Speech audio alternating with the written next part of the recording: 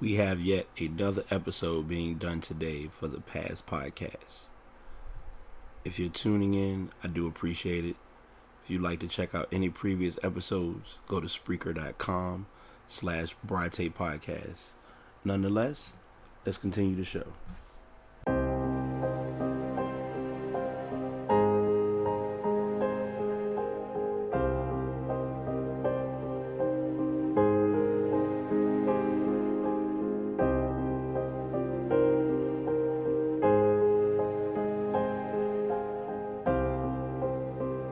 What's good? Hey, how's everybody?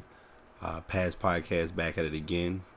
I literally sat and kind of was a little unsure if I wanted to do an episode today or not, but as I'm sitting here kind of with a little bit of mental free time and not really trying to let my brain go into too much of an overdrive, I decided I'll just set up the mic, get a few episodes out. So I'll go ahead and let everyone know in advance, because I've mentioned this before in a couple of the previous episodes.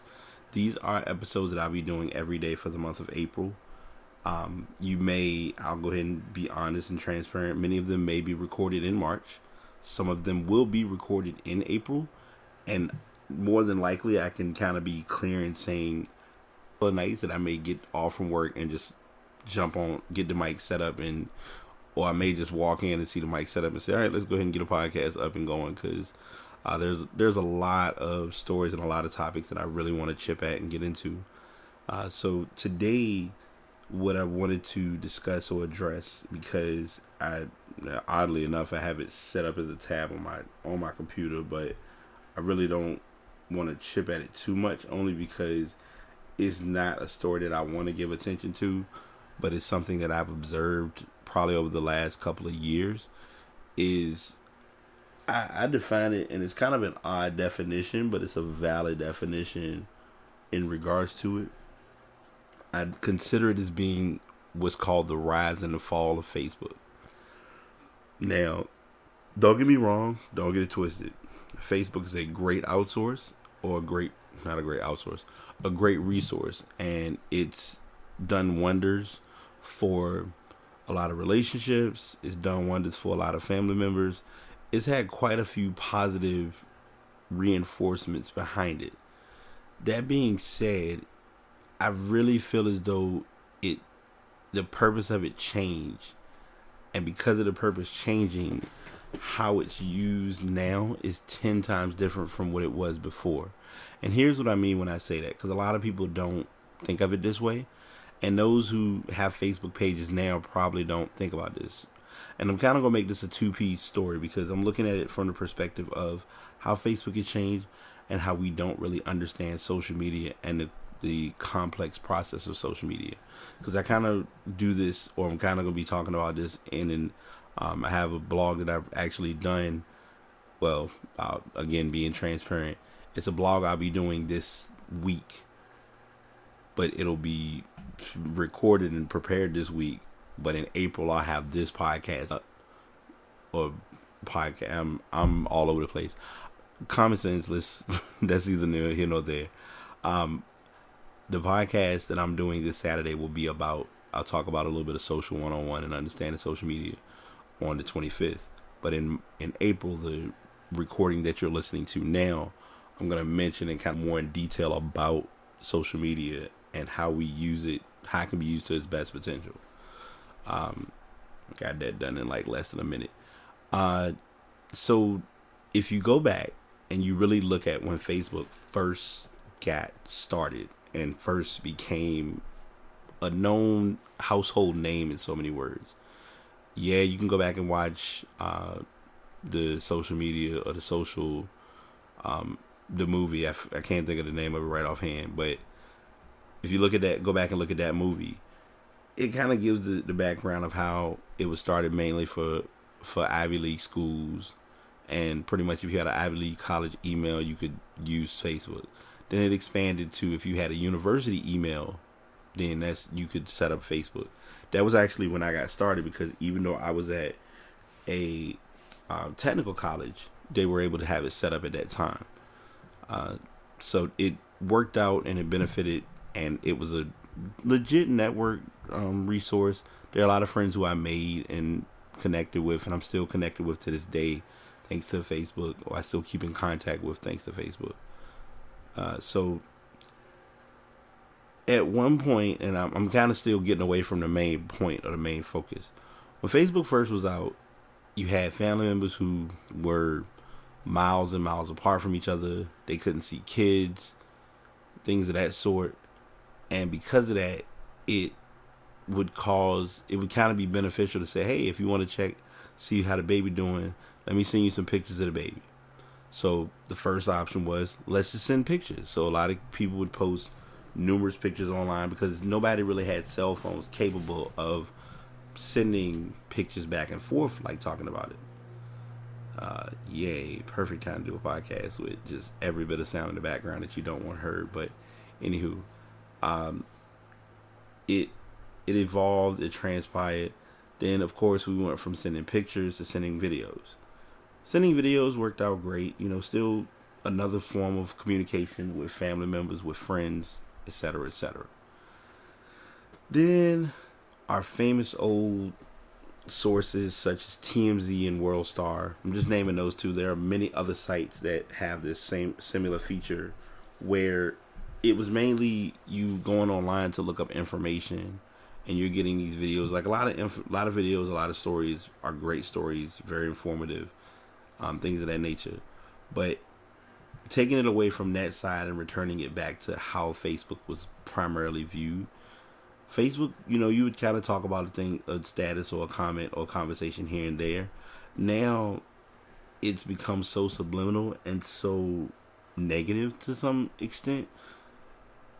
At times, it can be challenging. Now, granted, it's 2017. You have more features and more options where you can just unfollow people if you don't want to read or keep up with what they have going on. And I'm not disregarding or ignoring that option whatsoever because it is there to be utilized. But for some strange reason, it's almost as though, okay, I'm on Facebook, so let me go on Facebook and express and talk about someone because they either may or may not read it, or because I'm not all that concerned about whether they do or don't understand where I am or where I'm not coming from. And because of that, it's caused such a divide with individuals where, oh, you set up an invite and you invited this person, but you didn't invite me. Or you said happy birthday to this person, but you didn't wish me happy birthday. When in reality, at one point when you actually wanted to wish somebody happy birthday, you just pick up the phone and call them and say happy birthday to them and talk to them for a while and see what they had planned. It's changed a lot, and sometimes it can be overwhelming, but I think it's only overwhelming when people make it overwhelming. The other side of it, and the other part that I want to jump into and talk about also is a lot of us have like pages. I obviously have a like page for the past podcast, and I mean, you use it to kind of generate business, and of course Facebook needs to make money, so it becomes monetizing and you have to put funds into, with anything, you got to give to get. No knock against that whatsoever. I've seen and I've observed that word of mouth kind of has lost its substance or its placing in the social community. And that then ties into my next point. Even for and disclaimer, I'm going to really speak some honest truth with this next statement I'm about to say. Whether you're online dealing with baby mama drama, airing dirty laundry, talking about somebody you do or don't like, bad mouthing somebody's kids, doing whatever things that you are or aren't doing, the one thing that is not acknowledged or disregarded through the process is that at the end of the day, you still have to maintain or keep a reputable image or process with Facebook. I know I'm solely harping on Facebook because Twitter, you kind of can go through the same thing. Twitter you got a lot of people who do subtweets too, but for whatever reason, Facebook, it's a much more lengthier form of venting, if that's a good way to say it. And I'm not sitting here saying that I'm gonna be the Facebook police because I don't have that kind of energy, because It's already enough when you got to go through 1,001 grammatical fails, and a lot of times I'm writing stuff and I'm rushing to write stuff, so we could go down that road by itself. But my point is, and why I'm really doing this podcast is, whether you realize it or whether you care to understand it or not, when you go on Facebook and you post statuses, whether you're claiming it to be someone else or thinking it's not going to be who you are, the reality is that's still how you're perceived or how you're viewed or observed. You may not want to have that observation be placed, but it's there. Yes, the new thing now, and I've jumped on this and I've stated this is kind of a job hunt 101. Facebook isn't really viewed when it comes to companies anymore. No problem. Understood. LinkedIn is the new Facebook. But even still, if you're doing things and you don't want them to be portrayed or observed the wrong way, be mindful of what you're doing online, because you never know who does or doesn't see that stuff. You don't want to sit and post every 2 seconds about how miserable you are. Some people, you have that choice and you have that option. But if you're that miserable, go find some way to relieve or deal with it. I don't get it. Like, and this is probably going to be me throwing shade, but I'm going to say it because I need to. If you need help with something, call or text people. Don't go on Facebook and ask for help. Recommendations, I get it. Groups, that's understandable. But when it's to the point where there's something you really need help with getting done or needing something to get worked on, going to Facebook and asking for help, everybody doesn't sit and read Facebook. That's just the honest truth. Some people actually take time and would like to be communicated with and told, hey, I need help, or hey, I got a question. And I'll even give it from the other perspective. Even if it comes down to you putting, sending a message to someone through Facebook Messenger, that's fine. But don't go on Facebook publicly and ask for help with something that might be something that you may not publicly want shared. So I kind of almost lost my voice near the end of that part, but I just wanted to share that and just talk about that, because I think sometimes we don't understand everything that goes on in our lives does not need to be put on Facebook. I've gotten better lately where I have my little random tangents and rants. We all do, but I still know I still have to maintain and keep a reputable brand or an image for myself. Not just, okay, I'm trying to show face. It's 2017. Ain't that much face showing in the world. We need to just kind of keep focused on what we're trying to do and progress forward. So that's kind of my 2 cent or 2% or random share that I wanted to get across to anyone who does use Facebook for its selected purposes. If you aren't following already, I put this in the closing, but I want to be sure I emphasize this. Past Podcasts on Twitter, on Instagram, on Facebook. Email request pastpodcastbt@gmail.com.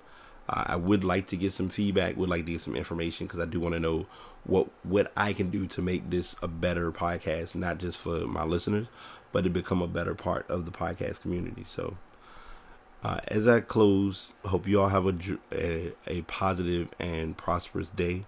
Stay focused, work on what you need to work on to make yourself a better person. And until next time, Past Podcast signing out. Peace. We've done it once again. We finished yet another episode. Appreciate everyone for tuning in. If you're not following on Twitter or on Facebook, please look up Past Podcast. That's PASS Podcast, one word. I am accepting inquiries for any topics or concerns at pastpodcastbt@gmail.com. And just continue to support. I appreciate all the support and everyone listening and tuning in. Until next time, y'all take it easy.